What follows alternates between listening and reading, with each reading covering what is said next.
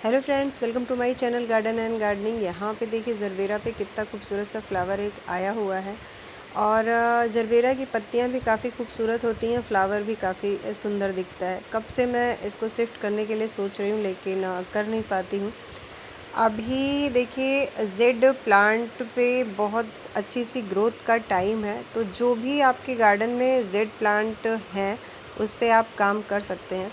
Jade plant garden का एक ऐसा प्लांट है जो बहुत ही ईज़िली गार्डन में चलता है, और उस पे हम किसी भी तरीके का वर्क करना चाहें तो कर सकते हैं आसानी से।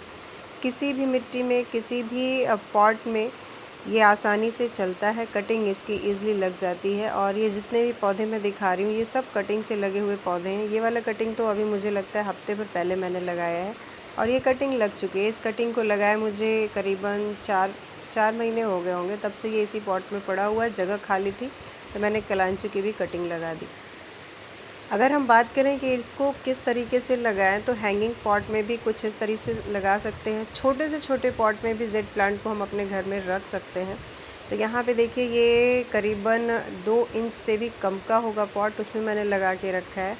और इस तरह से कुछ हम बोनसाई का भी लुक इस प्लांट को दे सकते हैं, टोपियारी तैयार कर सकते हैं। किसी भी जगह पे आप इस प्लांट को लगा सकते हैं।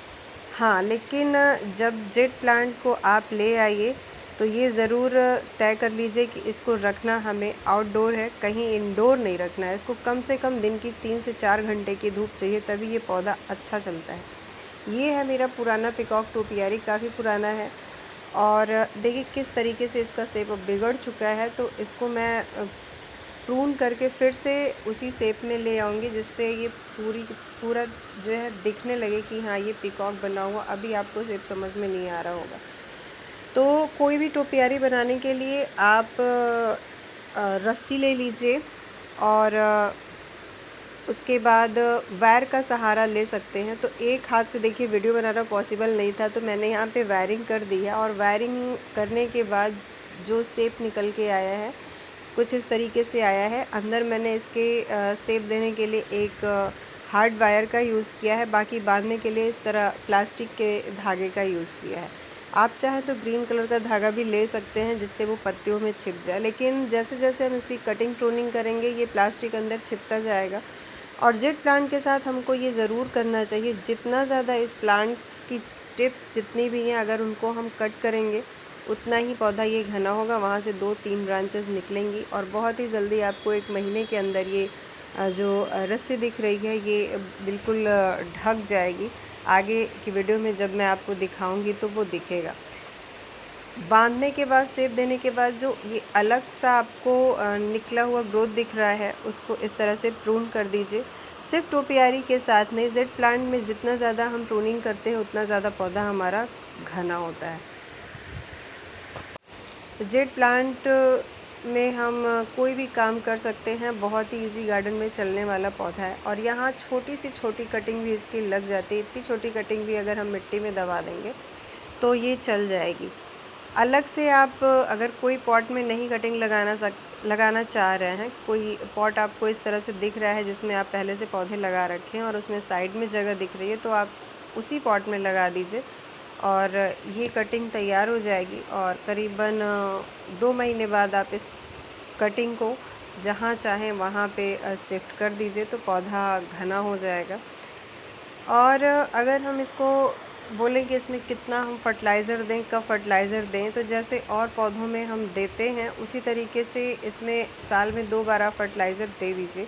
बार बार इसमें किसी भी तरीके का कंपोस्ट देने की ज़रूरत नहीं है। बहुत ज़्यादा ये पौधा देखभाल नहीं मांगता है, सिर्फ़ और सिर्फ आप सनलाइट और पानी का ध्यान रखिए।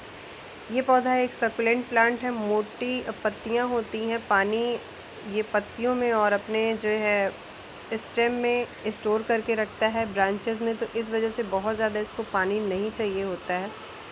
और फर्टिलाइज़र साल में, मैंने उसकी बात बता दी है, साल में 2 बार आप फर्टिलाइज़र दीजिए।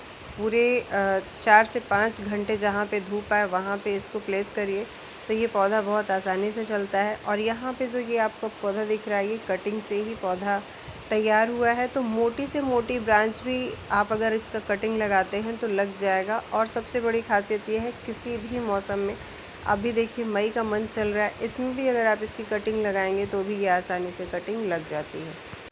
आसपास में अगर आपको कहीं मिलता है तो वहाँ से आप कटिंग ले लीजिए, नहीं तो नर्सरी में भी बहुत ही सस्ता पौधा मिल जाता है 40 से 50 रुपए में। और वैसे तो वास्तु के हिसाब से इसको लकी प्लांट माना जाता है, तो इस वजह से भी लोग इसको लगाना काफ़ी पसंद करते हैं। पत्तियों की खूबसूरती इसकी अलग ही होती है, तो इस प्लांट को ज़रूर लगाइए। और ऐसा नहीं है कि बहुत ज़्यादा देखभाल की ज़रूरत है। नर्सरी में आप जाएंगे तो आपसे यही बताया जाएगा कि यह एक इंडोर प्लांट है, लेकिन ऐसा बिल्कुल भी नहीं है। अगर हम इस प्लांट को इंडोर रखते हैं या ऐसी जगह रखते हैं जहाँ 1 घंटे की इसको धूप मिले, तो धीरे धीरे आप देखेंगे कि पूरी पत्तियाँ इसकी गिर जाएंगी, सिर्फ ब्रांच रह जाएगी। तो इसकी अच्छी ग्रोथ के लिए आप इसको धूप में रखिए, जहाँ कम से कम 4 से 5 घंटे की धूप इसको मिले, तो ये पौधा अच्छे से चलेगा। बाकी और कुछ अलग से इस पौधे पे करने की ज़रूरत नहीं है। तो ये थी छोटी सी जानकारी। अगर आप लोगों को ये जानकारी अच्छी लगी तो प्लीज़ वीडियो को लाइक करिए, शेयर करिए। चैनल पर नए हैं तो सब्सक्राइब भी कर लीजिए।